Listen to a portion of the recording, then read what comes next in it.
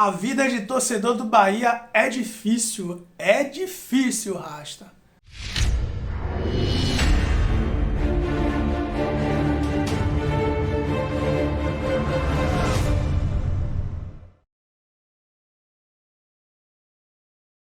E aí, Rasta? Esse é o canal Barrudo, seja bem-vindo. Eu sou o Veloz, vou falar do Bahia, que foi ao estádio Carneirão neste último sábado, mais conhecido como ontem, para um duelo baiano da Copa do Nordeste. Atlético de Alagoinhas e Bahia e Atlético de Alagoinhas, e deu bom para o Carcará. 2-1 dentro de casa, está ocupando a segunda colocação da classificação da Copa do Nordeste no seu grupo, e agora é o baiano melhor na Copa do Nordeste. O Bahia, com 2 jogos, uma derrota e um triunfo, viu o Bahia com 2 jogos, uma derrota e um triunfo, viu o Carcará se superar em campo e agora amarga a primeira derrota na temporada 2022. 2-1, que a gente poderia dizer que se o Bahia vencesse o jogo, caberia todas as críticas que foram feitas até então para o senhor Guto Ferreira, para a diretoria do Bahia e para os seus jogadores cabeça pequeno que entraram em campo neste último sábado.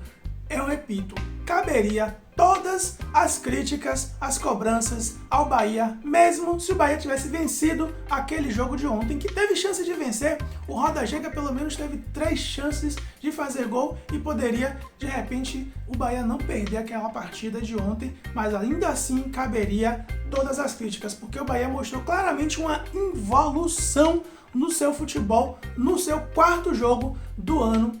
Isso falando só da equipe principal. O senhor Guto Ferreira esteve à frente do Bahia pela 4ª vez no Carneirão e a gente vê uma clara involução dos 2 jogos anteriores. Enquanto contra a equipe do Campinense, a modesta equipe do Campinense, fora de casa, o Bahia conseguiu um segundo tempo melhor e venceu uma partida que estava atrás do placar. Contra o Vitória, o Bahia também conseguiu um empate heróico, porque o Bahia poderia ter perdido também aquele jogo e jogou muito pior do que o seu adversário. A gente esperava que neste 4º jogo da equipe do Guto Ferreira, houvesse uma evolução, corrigisse os erros que cometeram nos outros 3 jogos anteriores. Não aconteceu isso, e isso cabe muito ao senhor Guto Ferreira. Muito da evolução dessa equipe cabe ao senhor Guto Ferreira, porque ele foi que montou essa equipe medíocre para jogar ontem contra a equipe do Atlético de Alagoinhas, ontem no estádio Antônio Carneiro. O Bahia mostrou uma evolução preocupante. E não é só porque teve a ausência do Luiz Otávio, e não é só porque o Patrick de Lucas não pôde jogar, não é por isso não, porque o Patrick de Lucas já não vinha bem. Salvo o Luiz Otávio, que estava segurando bem a onda da zaga, o Patrick de Lucas já não estava apresentando um bom futebol mesmo, e já caberia montar uma equipe, um time sem o Patrick de Lucas para ver como o Bahia ia se comportar. Mas ele vem com um tal de Miqueias. Eu já vi esse Miqueias jogando pelo time de transição no Campeonato Baiano. O cara é ruim, o cara não é um futebol, o cara não apresenta um futebol bom, o cara é fraco, e ele encontrou o quê? O que foi que ele viu no Miqueias para ele vir como o titular nessa equipe? Mantendo o Danielzinho no banco, não sei qual foi a questão. Eu vi falando nas redes sociais que foi por questões do gramado alto, gramado irregular, que ele optou por não entrar com o Danielzinho. Pode ter sido, mas o Danielzinho entrou no segundo tempo. E depois que o Danielzinho entrou no segundo tempo junto com o Roda Chega, o Bahia foi outro time completamente. O Bahia passou de um time que estava tomando sufoco para um time que estava dando sufoco. Então, essa questão de você não ter colocado o Danielzinho é balela. Eu acho que foi balela. Se foi por questão de minutagem de jogo, tá jogando muito, tem que dar um reforço. Não tem condições de a gente ter um time jogando a sua 4ª partida no ano e já não ter condições de jogo. Tem que dar tempo de descanso para o atleta? Tem que dar tempo de descanso para o atleta, mas, sinceramente, pelo que o Bahia apresentou no primeiro tempo, o Bahia já deveria ter voltado com o Roda Chega, o Bahia já deveria ter voltado com o Danielzinho, o Bahia já deveria ter voltado com a equipe mais ofensiva, porque estava com um homem a mais, inclusive. E tomou um gol no finalzinho do primeiro tempo, o gol do empate, por subestimar a equipe da casa, por subestimar a equipe do Carcará. O Bahia vai numa cobrança de falta, a equipe do Carcará bate uma falta ensaiada, perfeita, e A barreira do Bahia ficou aleatória ali, sem saber o que fazer. Foi no abafa e não deu em nada. Gol do time adversário, uma bela cobrança de falta ensaiada. Provavelmente não passou pela cabeça dos atletas do Bahia que o Atlético de Alagoinhas poderia fazer uma cobrança daquela. Ou seja, sapato alto. O que foi que a gente deve pensar? Pelo amor de Deus, o Atlético de Alagoinhas vai fazer isso? Não vai.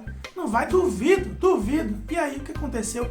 Os caras fizeram cobrança de falta ensaiadíssima, linda, perfeita. Gol do Atlético de Alagoinhas, 1-1, merecido, com um homem a menos. A equipe do Atlético de Alagoinhas não baixou a cabeça diante do Bahia, continuou jogando, continuou aumentando suas linhas e continuou assim no segundo tempo. No segundo tempo, acho que foi pior, porque o Guto Ferreira, com um homem a mais, ele troca o Miqueias, que não deveria nem ter entrado no jogo, por Rezende, que também não acrescentou nada. O Rezende foi um Miqueias 2 no segundo tempo. O Rezende não acrescentou absolutamente nada, ele tendo o Danielzinho no banco. O Cirino deu aquela casquinha para o gol do Raí aos 15 minutos do primeiro tempo, mas também só foi isso. Não apresentou uma evolução durante o jogo, poderia ter sido também substituído no intervalo do jogo. O Bahia colocava já o Roda Giga, tornava o time mais perigoso, mas o senhor Guto Ferreira preferiu continuar com o mesmo esquema tático, com um homem a mais, tendo um Matheus Bahia que estava voltando para a equipe, ele preferiu manter o Matheus Bahia também no segundo tempo. Já poderia ter substituído o Matheus Bahia também no primeiro tempo, no intervalo do primeiro tempo, não. Deixou o Matheus Bahia e pagou caro por isso, porque o Matheus Bahia, pelo visto, é um jogador que está com a mesma cabeça do ano passado. Cabeça pequeno, cometendo faltas absurdas. O ano passado ele já fazia isso, tomava amarelo e vermelho com muita facilidade.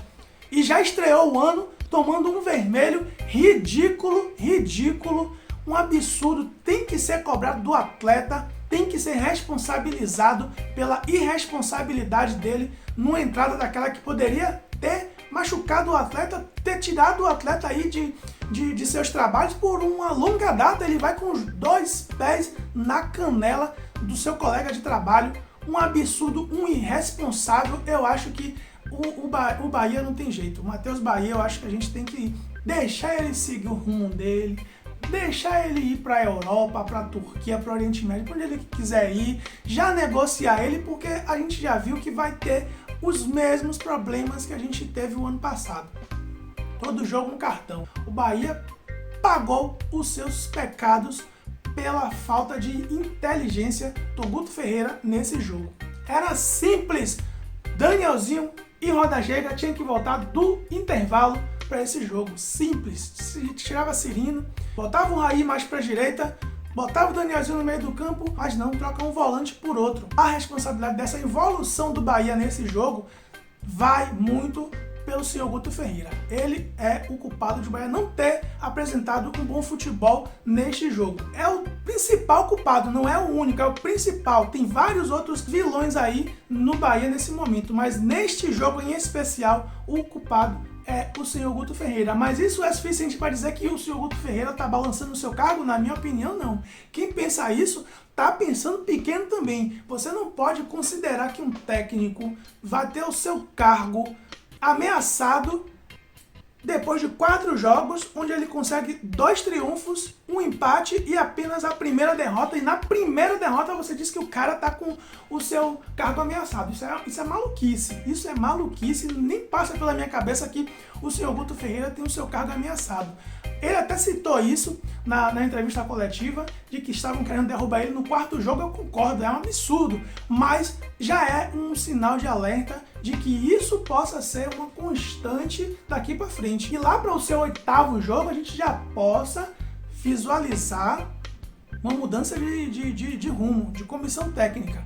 Mas primeiro a gente tem que estar cobrando elenco. O Bahia não tem um elenco que permita o senhor Guto Ferreira armar um time competente. E ele já está se perdendo nessa de buscar um jogador, de buscar uma posição, de buscar uma solução e não encontrar, porque se ele também for buscar isso, utilizando esses cabeças pequenos do Sub-23, a gente já viu que não vai para lugar nenhum. Ainda teve uma questão muito interessante nesse último jogo, que foi ele utilizar o Luiz Henrique pelo lado direito. No primeiro momento, eu vi isso uma maluquice e até muita gente achou estranho também, mas vocês viram que o Luiz Henrique foi um dos que proporcionou um dos chutes do senhor Hugo Rodallega em direção ao gol, que o goleiro fez uma bela defesa. O Luiz Henrique lá naquele lado foi muito buliçoso, foi muito acionado e deu conta do recado sim. Ou seja, é uma grata surpresa ele utilizar um lateral esquerdo na lateral direita e o lateral direito corresponder. Na minha opinião, o Luiz Henrique correspondeu jogando naquela posição. No início ele ficou meio estranho, ficou meio torto. Ficou meio sem se adaptando, mas depois ele se adaptou e começou a fazer uns dribles bacanas e em profundidade e chutar a bola para trás. Encontrou o Rodallega pelo menos umas 2 vezes, se eu não estiver enganado, e o Rodallega disparou 2 tirambaços em direção ao gol e o goleiro fez uma ótima defesa. Esse foi um dos 3 lances que o Rodallega teve para fazer o seu gol e não conseguiu. 2 foi porque o goleiro fez uma ótima defesa. O primeiro foi um chute que a bola estava toda para o goleiro falhou, Rodallega não esperava, ninguém esperava que ele ia falhar, e aí no susto o Rodallega não conseguiu aproveitar e não colocou a bola para frente. Eu não considero um gol perdido, apesar de ter sido uma oportunidade boa que o Bahia perdeu, mas aquele lance ali era muito difícil, era um susto assim, milésimo de segundo para você pensar, e aí deu azar o Rodallega de a bola não ir em direção ao gol e acabou não fazendo o seu golzinho. Mas a entrada lá ele do Rodallega mudou a equipe juntamente com o Danielzinho. Mas é aquela velha máxima do futebol de quem não faz toma, aconteceu de novo. O Bahia teve 3 chances, não marcou. O time da casa no último lance ali, aos 47 minutos do segundo tempo, encontrou uma bola, fez um gol, conseguiu o seu triunfo e azar do Bahia. Azar do Bahia. Agora, as críticas que foram feitas nesse vídeo ao senhor Guto Ferreira faria sentido mesmo que o Bahia tivesse vencido a partida. Eu não tiraria uma vírgula desse vídeo mesmo que o Bahia tivesse vencido a partida, porque mostrou uma clara involução dos outros jogos anteriores. E essa involução, repito, foi muito por culpa do senhor Guto Ferreira não ter colocado as peças que melhor ele tinha, as menos piores que ele tinha no segundo tempo dessa partida. E para os próximos jogos, vamos ficar de olho.